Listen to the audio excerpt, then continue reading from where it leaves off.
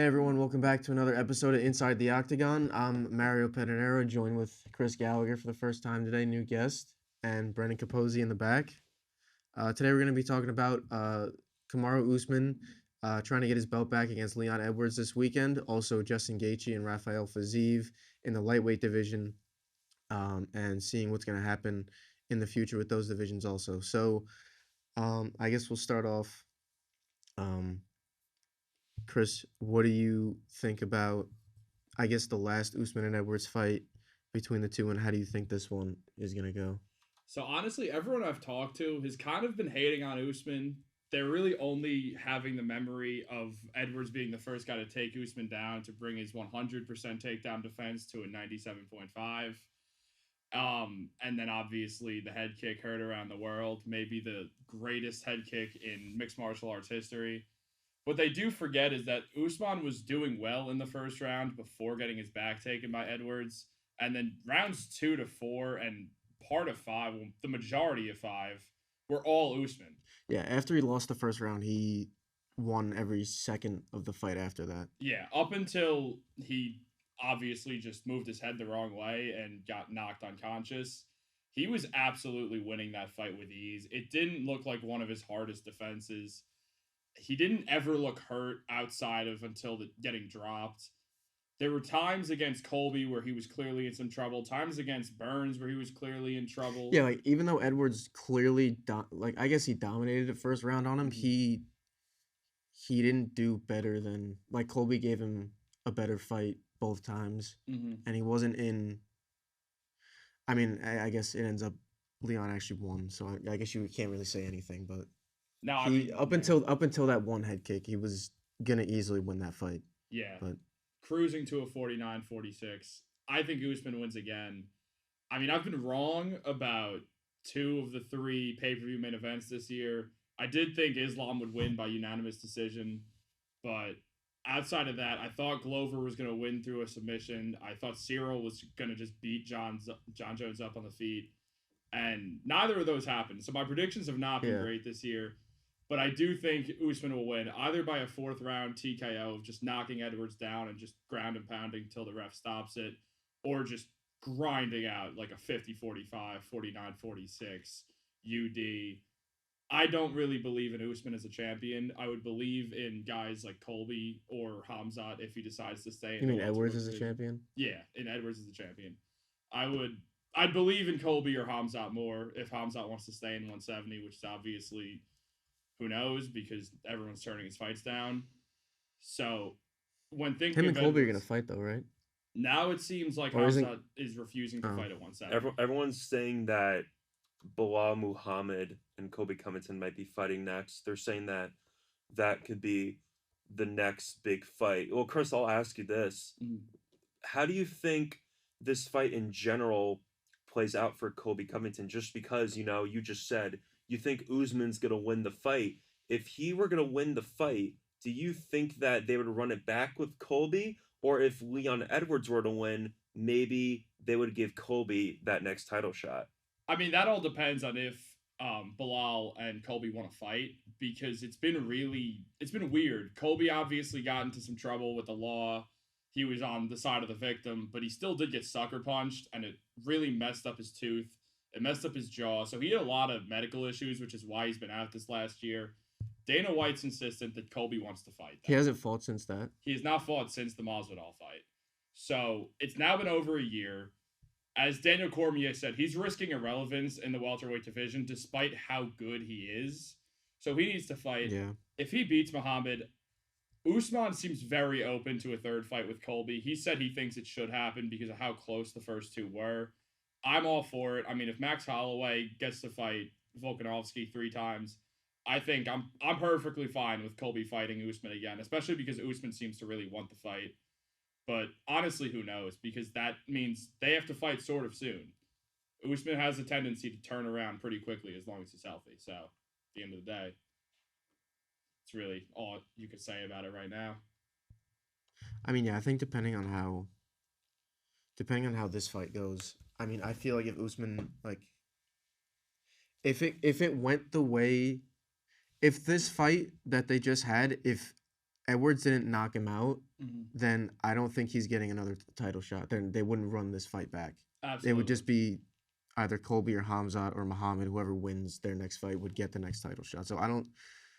I think if Edwards, if he loses this, it has to be like a very, very convincing loss, I guess, Mhm. to get another shot. But if he doesn't win this, is probably his last shot at it. Especially because when you look at where the UFC was last year, we had a situation where Usman was fighting Edwards. Everyone expected Usman to win. Edwards, he's not a bad fighter by any means. Obviously, he's the UFC champion. But at the end of the day, he's never really dominated anyone outside of Nate Diaz within recent years. He had I think it was a 9-second KO, which is obviously super impressive, but that was in 2015, 2016. But when you look at that August card, it was really all about that welterweight fight because everyone knows that Marab is not an interesting fighter, and Aldo just got pushed against the cage the entire time. And the pay per view right after that was Hamzat versus Nate Diaz. If Leon Edwards, who is not, or especially back then was not a big draw, could get a title shot off of beating Nate Diaz, you know that Hamzat was going to get one up Yeah. until he missed weight by 9 pounds and now hasn't fought since just dominating Kevin Holland, who had to fight up because of that situation with the whole shuffle that went down. So honestly, I think the UFC, what they wanted was for Usman to win so they could do Usman versus Hamzat because that would have been a huge fight. Yeah. Now the welterweight division is sort of a mess because now they had to wait on Usman to fight because his hand. They're probably going to try to set it up in a way that they can end up getting that fight, and it's only if Usman wins this one. I mean, Yeah. if he, it's hard to talk about the welterweight division with Usman not the champion. You know what I mean? Like It's like weird. it's like if he's not the champion and like sitting out for a title fight, like it's gonna be weird for him to become a contender again. It's Like, cool that he's getting like I don't know. It's kind of cool that the division kind of shakes up. I kind of Yeah. agree that I think that Usman is gonna dominate. He was winning the entire fight, just one small shot. But we'll kind of see how that goes. So we it's kind of the same thing with the middleweight division too. Like if Yeah, Pereira it's held Pereira wins this fight against Israel again, like he's gonna have to. I mean, Oh, he's already yeah. run through everyone in the Yeah, division. So easily. if you're gonna have another contender fight with him, like you can't do that because he's just gonna beat whoever you put up against him. Yeah, I definitely agree with that. I think that I think a lot of the divisions are really up in for grabs with the next couple pay-per-view events. But Also, again, Yeah. in the welterweight division, sorry to just keep on, but that Shavkat Rachmanov guy who's coming up, Yeah. like they're pushing him too. He's interesting because he probably won't want to fight Gilbert Burns.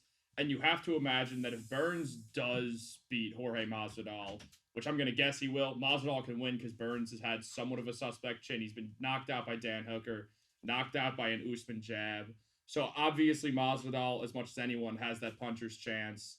But let's say Gilbert Burns wins, it puts Shavkat in a tough decision or in a tough situation because him and Gilbert Burns are sparring partners. These guys are really cool with each other. And Burns, he fought Usman, who was a partner with him at the Black Zillions, but he's also refused to fight Vincente Leque for many years. So you have to wonder, will these two want to take that fight? And if no, then you're put in a really strange situation. And maybe it's for the best that the welterweight division got held up just to figure it all out. Because it is sort of a mess right now. Colby doesn't want to fight. Shavkat wants to fight Colby. Bilal wants to fight anyone so he can get a title shot. It really is sort of a mess right now. Well, Chris, now let's move on to that co-main event happening in London between Justin Gaethje and Rafael Fiziev. What are your initial thoughts about when that fight was made? How do you kind of see that fight playing out? I absolutely love that this fight got made. It might be the two most exciting guys in the lightweight division right now. And Fiziev has wanted this fight. He's been calling Gaethje out for a very long time. And Justin just accepted this fight. I think Fiziev wins. He's on a 6-fight win streak.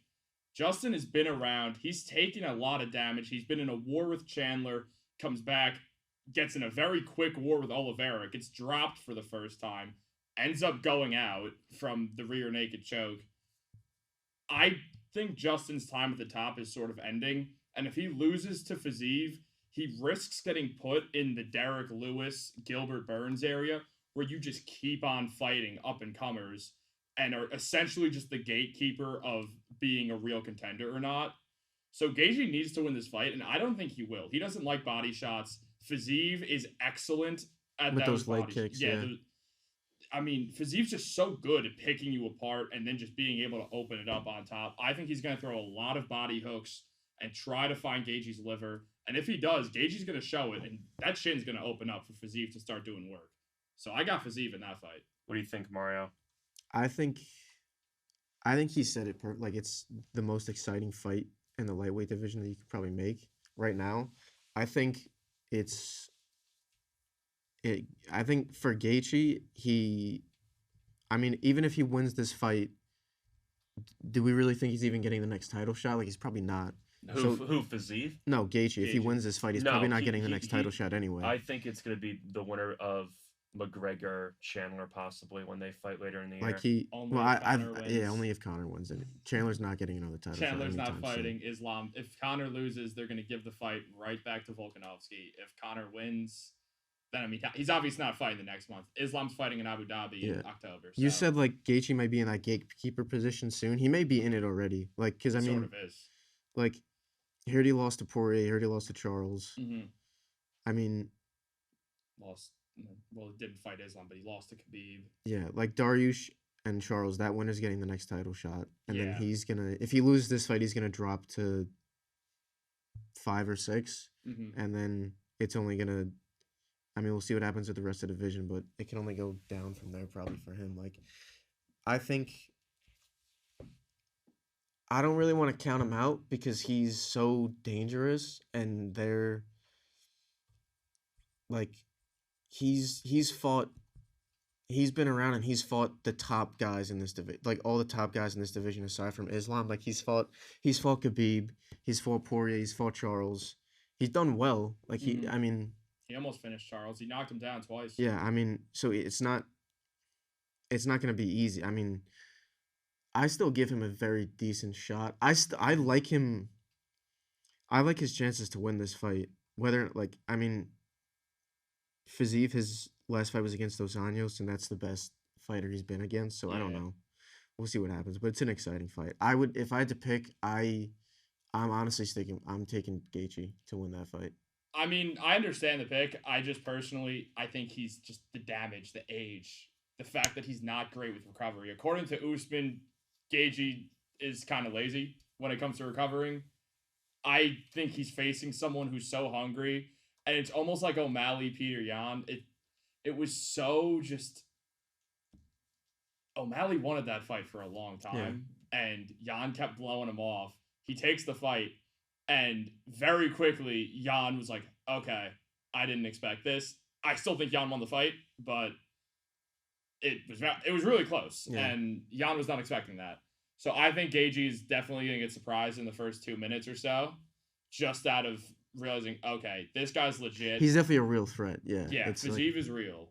And I think the winner of that, if it's Fiziev, will go on to fight Dustin Poirier, unless Poirier wants to move up to 170, which I just cannot imagine him doing. Would you see him fighting Covington at 170? I want to see him fight Covington at 170 because it would just be a great grudge match, and I assume there will be 2 pay-per-views in July. There usually are, especially because International Fight Week is July 8th, so it's really early on in the month. If they want to do one in the final week, Poirier would do nothing in the welterweight division. he would just get out-grappled. Yeah. He would get out-grappled by Colby. It would be an interesting fight because his jiu-jitsu is really good, but he would lose the fight. And then speaking on the lightweight division, I agree that obviously Dariush Oliveira is a number 1 contender fight, but I think if Oliveira wins the fight, which I don't think he will, he probably won't get a title shot in October because there's no way they want to throw him back into Abu Dhabi where he had trouble just with the heat of the arena. And I assume they'd probably give it to Volkanovski just because the fairness of just Islam being the defending champion, or not the defending champion, but being the champion, trying to defend his belt against Volkanovski in Volkanovski's house. It feels like it's right to have Volkanovski go back and fight in Abu Dhabi. Obviously, he has to get And also, past he's that not year, though. scheduled to fight Rodriguez. He Yeah. is. Oh, he is. It's not official, but he'll fight Yair Rodriguez as the co-main for John Jones Stipe on Oh, okay. International Fight Week. That's going to be interesting to see if Yair were to. No, excuse me. If Volkanovski were to win that fight, because that kind of changes the landscape of things, especially with obviously now we have a lot of talk in the division of, if Gaethje wins, does he deserve a shot? And then if Volkanovski were to win, does he go back? Well, I'll It ask. definitely is interesting to Yeah. have these two, like, go from their division to fighting each other, and then the both have to get held up for that. So Chris, I'll ask you Mhm. if I'll ask you rapid fire. If Dariush were to win, does he get the next title shot? Yes. In Abu Dhabi, If they'll make Volk win. If Charles were to win, does he get the next title shot, or would they give it to like a Volkanovski or Gaethje if Gaethje beats Fiziev? I would guess they give it to Volkanovski.